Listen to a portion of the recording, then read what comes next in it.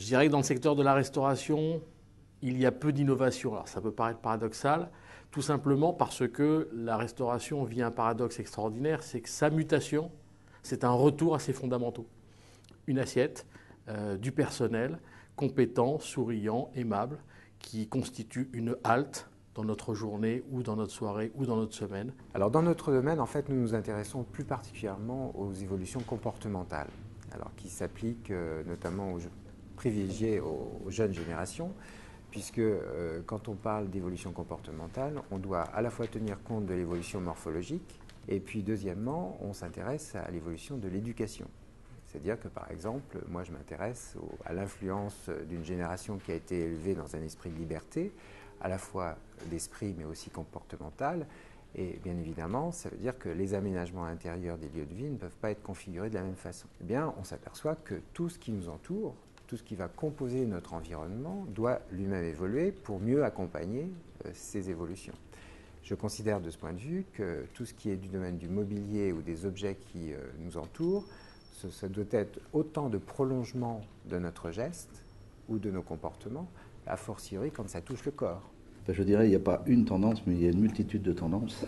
Et la tendance majeure, c'est que les codes d'utilisation des produits d'art de la table et donc de présentation de la nourriture et des boissons ont éclaté un peu dans tous les sens. Et qu'aujourd'hui, la grande tendance, c'est la liberté quasi totale. Donc on peut trouver tout et son contraire. On peut trouver des tendances qui vont vers l'ultra-traditionnaliste qui revient et des tendances qui vont vers l'expression totale de la personnalité du restaurateur ou de l'hôtelier. Au niveau tendance, on peut souligner un vrai retour à l'authenticité, particulièrement avec les soins ayurvédiques et les soins thaï qui, pour mémoire, sont la première et seconde destination bien-être dans le monde.